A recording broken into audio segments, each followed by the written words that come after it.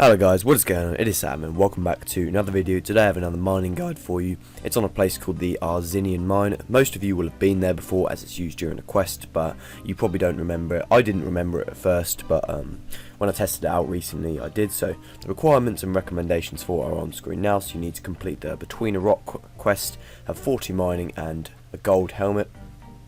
I'll talk a bit more about the gold helmet later. What I do recommend is that you have access to fairy rings, which requires a couple of quests, high agility, some weight reducing gear like graceful, and a ring of Chaos, A, or whatever the A stands for. I'm going to talk a bit more about that later, so I'll make sure you understand it. Okay, so the area you're going to be mining is in Keldgrim. That's the place where you complete like the giant dwarf. That's also a requirement for this, but it's one of the prerequisites of Between a Rock. So it's just northeast of Relica. There's a fairy ring just northeast of the cave. It's circled and the fairy ring code there is DKS, so you can either walk from Camelot or there is a ring of wealth teleport straight to the area you're going to be mining. I'll talk a bit more about that later. The map on the right is the Arzinian mine. I'll be talking much more about that later. I keep saying that in this video, but the two areas circled, they are important. They are the two locations that you're going to be mining at. The first way to get there then is pretty much the easiest other than walking, so it's just using the fairy ring. So you're going to be using the code DKS, so it could be a reference to DKs as it's quite in the Waterbirth Island, I don't know about that. But that will take you to the Snowy Hunter area, and then just southeast of that you can see the dungeon sign, and then head straight to that dungeon. And then head straight through the cave north, and then here you're going to need a few coins, so you bring a couple of coins to cross the river, or if you got a ring of Chaos, use the charm option. And once you're here, make your way all the way around, following the route I take on screen. And then you'll find yourself at the cannon at the place you did Between a Rock. The easiest way is by using the Ring of Wealth teleport, so you want to rub the Ring of Wealth and teleport to Donderken's Rock, and it teleports you straight there and there's no need to pay to cross the river or anything, so this is very easy if you have a supply of Rings of Wealth. Once you are there, talk to Donderken and make sure you remember to equip the gold helmet, as you cannot go into the mine without that. So equip it, and then talk to him and select the first option. And then a short cutscene, and then he will fire you into the rock and you'll come out in a random area within the mine. It's usually the two areas that were circled at the beginning of the video.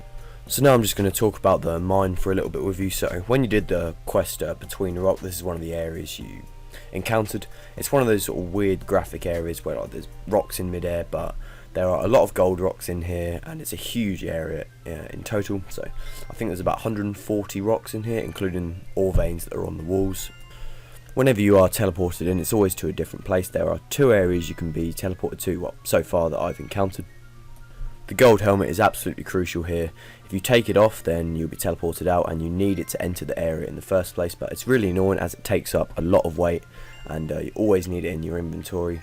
To make it, you need 3 gold bars, and if you are going to make a new one, I'd suggest doing it in the wilderness resource area, as that is one medium diary requirement, so yeah, that'd be a nice way to get that out of the way. Leaving the mine is extremely easy. All you have to do is remove your gold helmet and you'll be teleported out straight away. Another way to leave it is by logging out and then logging back in again, so this might just happen randomly. You might just log off, log back in and wonder why you've been teleported out, but yeah, you're always teleported out when you log out.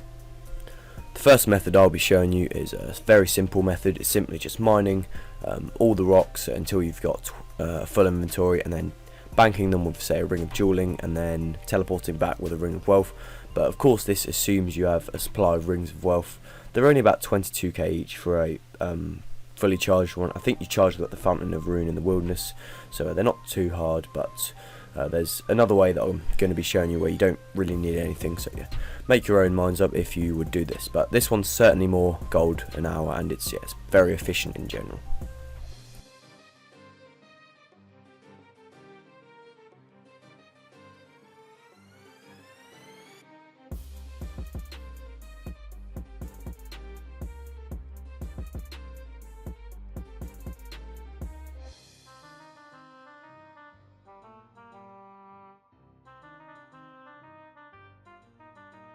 Okay, so one round of gold ore then, using the Ring of Wealth method, has taken about 3 minutes and 53 seconds. Okay, so in this second method you're going to do exactly the same as before. Of course, get there first, so mine 26 ores. I say yeah, always make sure you've got 27 free inventory spaces. And then once you've mined 26, you're going to remove your gold helmet to make sure you can leave the area. You always need one free space. And then you're going to head straight east from the mine, and then you're going to encounter a dwarven boatman just at the harbour, as you can see on the map there. And this is where the Ring of Chaos comes in useful. This dwarven boatman, he can send all your ores to the bank, but if you don't have the Ring of Chaos, he takes 20% of them. So if you select this option if you don't have the Ring of Chaos, and he'll take 6 of your ores. But if you do have the Ring of Chaos like me, he only takes 10% of your ores. I mean, he keeps them to himself, so you'll bank 23 instead of 26. So talk to him and then select the first or the third option and go through the dialogue, and then eventually he'll offer you some, and then he banks them for you. So you lose, I'll just say that again, so 20% of your ores are lost if you don't have the Ring of Chaos, but only 10% if you do. So it's very useful for this, and it's not too difficult to get. I don't think there's only a few quests for it. And then after that, simply run back to the mine, equip your helmet again, and teleport yourself back in, and go again. There's one particular area of the mine that's very good for mining gold. It's the one you're about to see now, as you can go there and you can mine all the rocks, and they should respawn by the time you've mined them all. So if you don't get there in the first place, then leave the mine and then re-enter until you get there, as you are teleported to a different place every time, and it's probably 50-50 on which place you're teleported to. Okay, so I just did method 2 for 1 hour then, and then I got 322 gold ores in total. Of course I did give away quite a few. I did 14 trips to the boatman in total, so 127k according to current prices, 395, that is much more than they used to be. Moving on then to the final calculation. So with the first method, you're going to get about 420 gold ores an hour at my level, which is 99, but that should be fairly accurate from sort of 80 onwards, which equates to about 165k according to current prices. Also that time you'll get 27,000 experience, which is pretty good. As you can see on screen, the caption, it does assume that you have a big supply of rings of wealth, but you should only use about 15 charges an hour, which is equivalent to 3 rings, so there's not a huge amount. Okay, with the second method, which is pretty much the reason why I made this guide, you get 320 gold ores an hour with the Ring of Chaos, 120k cash, and always 20,000 experience. Of course, if you don't have the Ring of Chaos, you will lose extra ores, so I've done my calculations, so you lose about 40 ores and 110k cash.